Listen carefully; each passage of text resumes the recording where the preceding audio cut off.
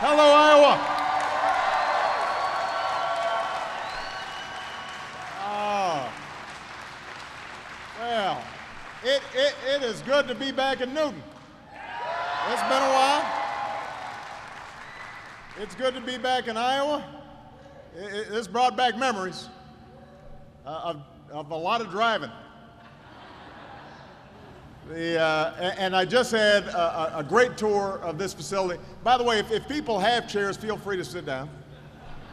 Some of you may not have seats, but want to make everybody comfortable. But don't worry, I'm not going to talk that long. I didn't want to give that impression. I just had a wonderful tour of this facility, and I was telling some of the folks, we couldn't take the helicopter in because the winds were too strong. So you are definitely in the right business. Obviously, there's some wind power here in Iowa that we want to tap. I want to thank Quentin for the terrific introduction, for sharing his story. Give Quentin a big round of applause.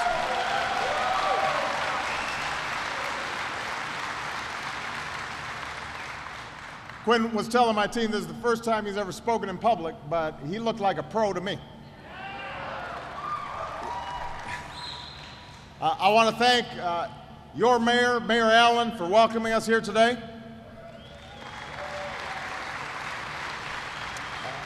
I also want to thank Representative Dave Loebsack for being here. Give Dave a big round of applause.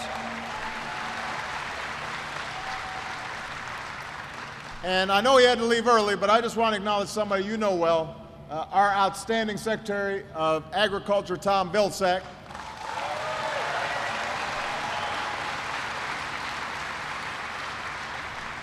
Now, Tom was instrumental in helping transform Newton, and he's still got your back. He is still fighting every single day for every single person in this town, but all across rural America. And so we're very proud of him. Now, we all know how difficult these past few years have been for the country. Iowa's actually done a little better than some other states, but it's still been tough. And after the worst recession of our lifetimes, it's going to take some time for the economy to fully recover. More time than a lot of us would like. And we're still facing some headwinds, like the situation in Europe right now, which is having an impact on our economy. But while there's certain economic developments we can't control, there are a bunch of things that we can control. There are plenty of steps that we can take right now, steps that we must take right now to speed up this recovery and to create jobs and to restore some of the financial security that a lot of families have lost. It's within our control to do all of that right now. But here's the thing. It's true, we can make that difference.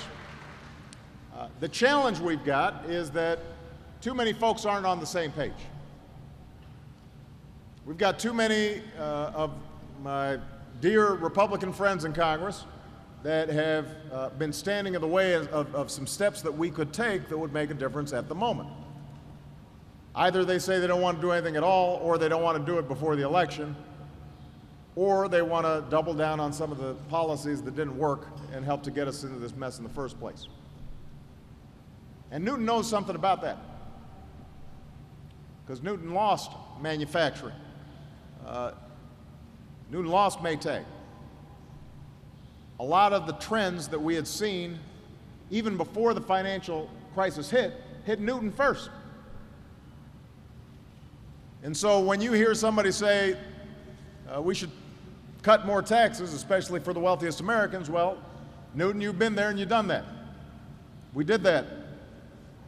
2000, 2001, 2003.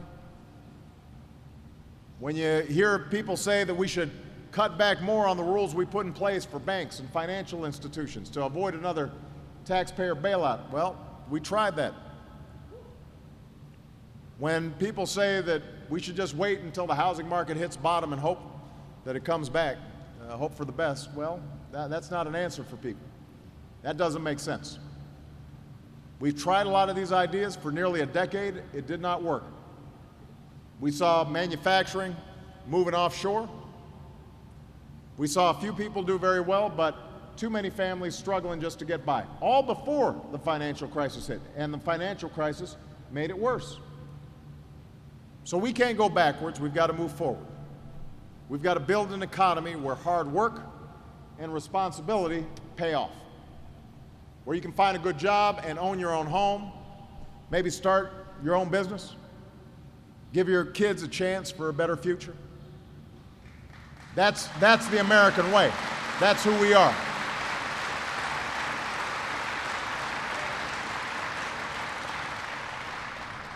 So I've been pushing Congress to help us get there by passing a few common sense policies that would strengthen the economy and put more folks to work right now.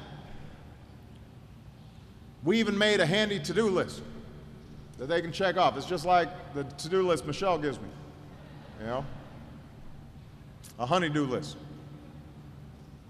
There are only 5 things on it, on this to-do list, but these are all things we could get done before the election. We don't have to wait till then. There's some things that we should put ahead of politics, and one of them is making sure that economy's moving forward and the recovery is moving forward. So,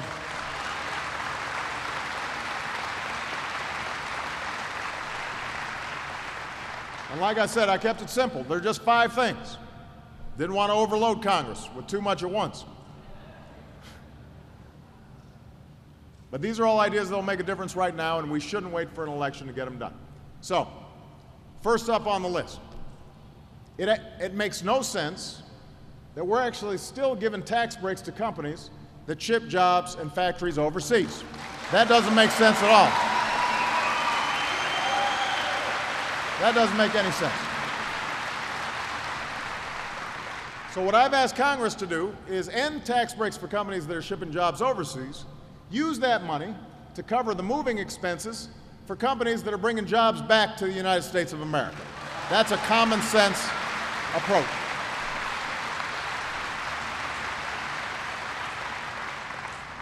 Second, we've asked Congress to give every responsible homeowner, folks who've been making their mortgage payments, the opportunity to save an average of $3,000 a year by refinancing their mortgage and taking advantage of these historically low rates. The problem is a lot of folks are having trouble refinancing if their home is underwater, if it's worth less than their mortgage, and sometimes banks have been pulling back a little bit. We want to make it easier for people to refinance. So that's the second thing, because that'll put more money in the economy for everybody. And if you've got an extra $3,000 in your pocket, then you'll go shopping, you'll go out to a restaurant, suddenly there's a lot more money circulating, the economy gets stronger. So that's the second thing. 2 weeks ago, I was in Reno, Nevada with a family. They got a chance to refinance because of some steps that we had already taken administratively, and it's making a huge difference in their lives. And we want all families to have that same opportunity. Third thing, instead of just talking about job creators, you always hear every member of Congress will say, we got to help the job creators. Okay, let's help them. Congress should help small business owners who create most of the new jobs in America. Small business owners. So what we want to do is give them a tax break for hiring more workers and for paying them higher wages. Give them an incentive to say, you know what, if on the margins, maybe I'm thinking about hiring that extra person. If I get a tax break, it makes that person a little bit cheaper to hire. And that can put more of our neighbors and friends back to work. So that's a common sense idea.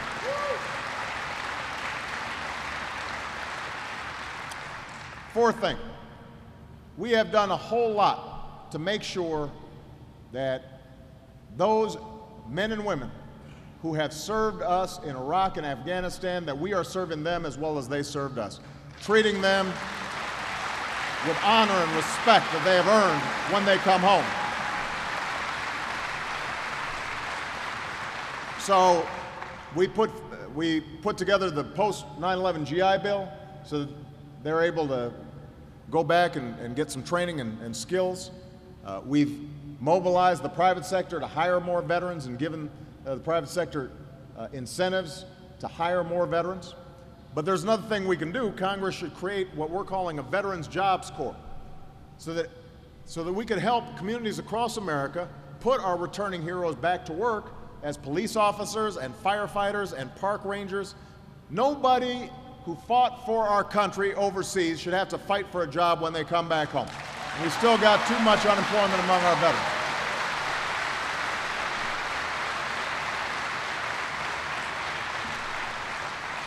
So, those are 4 simple things. And the 5th thing is the reason why I'm here today. The 5th item on my to-do list. I'm calling on Congress to extend tax credits that are set to expire at the end of the year for clean energy companies like TPI.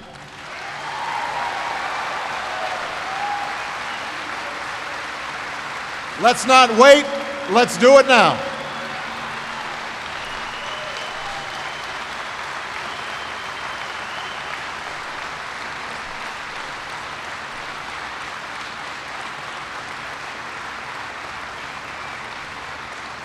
Now, many of you know the story of what's happening here better than I do. But I just want to remind you how far we've come. Shortly after I took office, I came to Newton, some of you remember, and we unveiled an all-of-the-above energy strategy for America. We said, let's produce more oil and gas, but let's also produce more biofuels. Let's produce more fuel-efficient cars. Let's produce more solar and wind power and other sources of clean, renewable energy. And I came to Newton because Newton is helping to lead the way when it comes to building wind turbines. And since then, our dependence on foreign oil has gone down every single year that I've been in office. Every single year.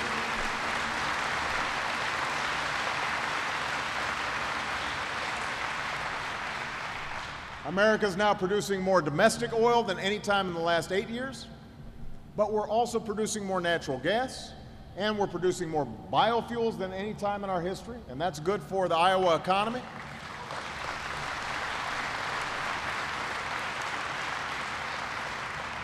We're laying the foundation for some of our nation's first offshore wind farms. And since I became president, America has nearly doubled the use of renewable energy like solar power and wind power. We've nearly doubled it.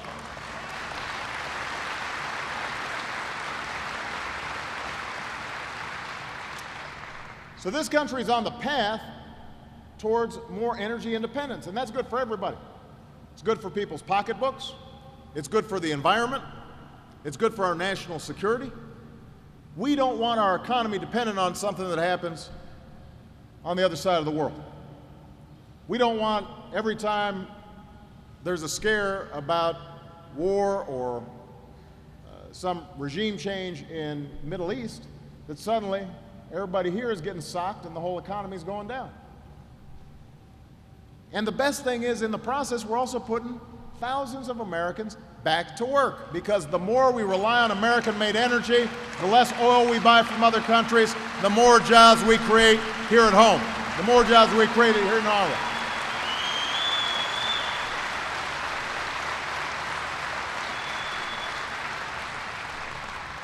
So let's look at the wind industry. It's so important to Iowa.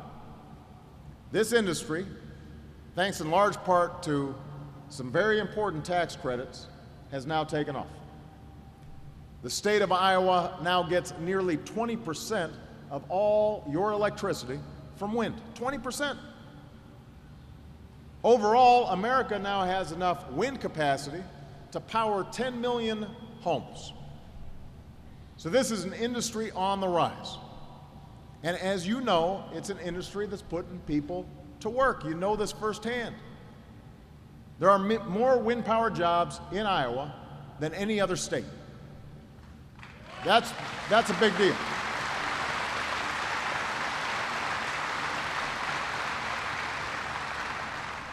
And one of these modern windmills has more than 8,000 different parts. Everything from the towers and the blades to the gears to the electrical switches. And it used to be that almost all these parts were imported. Today, more and more of these parts are being made here in America. Right here.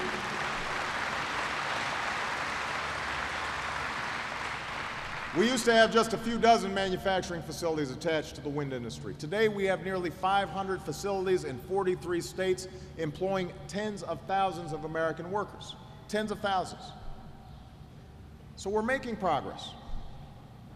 And you know it better than anybody. I mean, when I was talking to Quentin and Mark and a whole bunch of the other folks who are working here, they reminded me of the experience of working at Maytag and putting your heart and soul into a company and making a great product, and then suddenly having that company leave, and how hard that was for families and how hard it was for the community. But folks made the transition.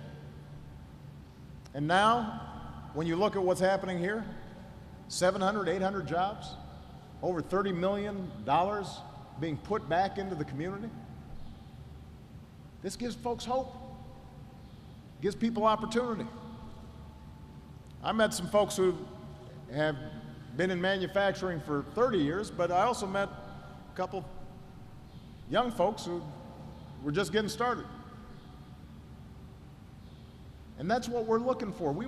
Nobody wants a handout. Nobody wants to get something for nothing. But if we've got a chance to create energy and create value and put people back to work, why wouldn't we do that? So I'm here today because as much progress as we've made, that progress is in jeopardy. If Congress doesn't act, those tax credits that I mentioned, the ones that helped build up the wind industry, the ones that helped to bring all these jobs to Newton, those tax credits will expire at the end of the year if Congress doesn't do anything. If Congress doesn't act, companies like this one will take a hit. Jobs will be lost. That's not a guess, that's a fact. We can't let it happen. And keep in mind that, and this is something Congress needs to understand, Dave Loebsack understands it, but I want every member of Congress to understand it. You know, these companies that are putting in orders for these amazing blades, they're making plans now. They're making decisions now. So if they're cutting back on their orders, if they're not confident that the industry is going to be moving at a fast clip, and they start reducing orders here, that affects you. You can't wait for 6 months. You can't wait for 8 months. You can't wait for a year to get this done. It's got to be done now.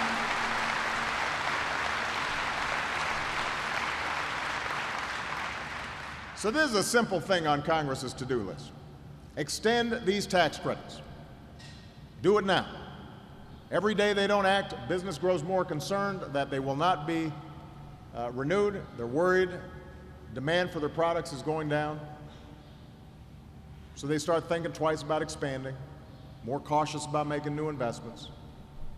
They start looking overseas. I was talking to your CEO, we got an opportunity to branch out, but we want to branch out by making the stuff here and then sending it there. We don't want to branch out by sending the jobs and the investments over there and then shipping it back to America. That doesn't make sense. One company that had plans to invest $100 million to build a wind manufacturing plant in Arkansas and create hundreds of jobs put those plans on hold. And by the way, this should not be a partisan issue.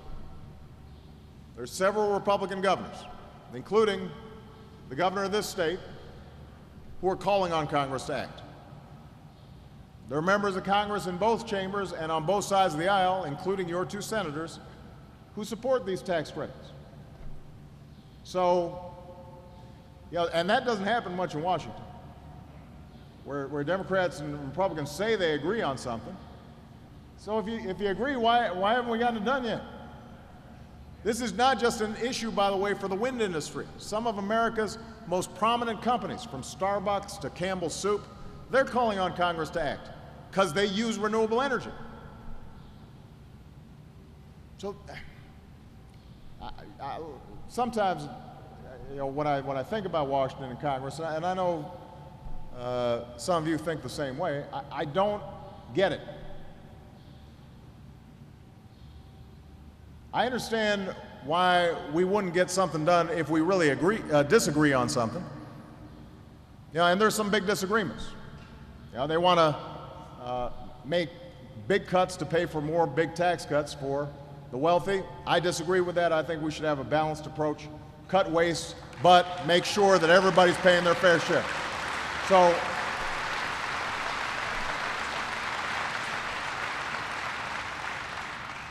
an issue like that, maybe it can't get settled before an election because they just have a different approach. I understand that. But this, everybody says they agree to, or at least a lot of people agree to it. So I'm going to need your help. I need you to get involved. I need you to help get this done. I need everybody here in Newton, and I mean everybody. I don't just mean folks who work at TPI. Anybody who's watching, everybody here in Iowa, pick up the phone, send an email, send a tweet, tell Congress, let's do the right thing. Tell Congress the story of Newton. Tell folks why it's so important to this community. Tell them we've come too far to turn back now.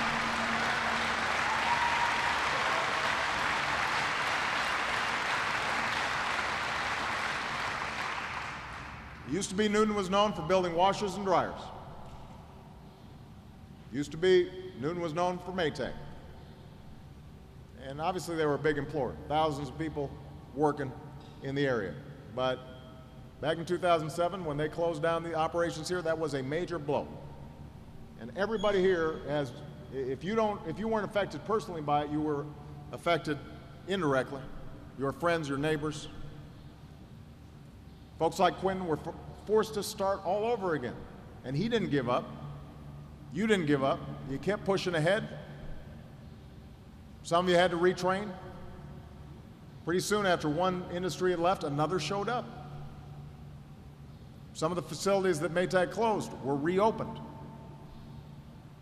So a lot of folks who used to build washers and dryers, now they're part of the future. Building an industry that's going to make America stronger. That's the story of Newton. That's the story of America. So yeah, we're facing tough times, but we're getting through them. We're getting through them together.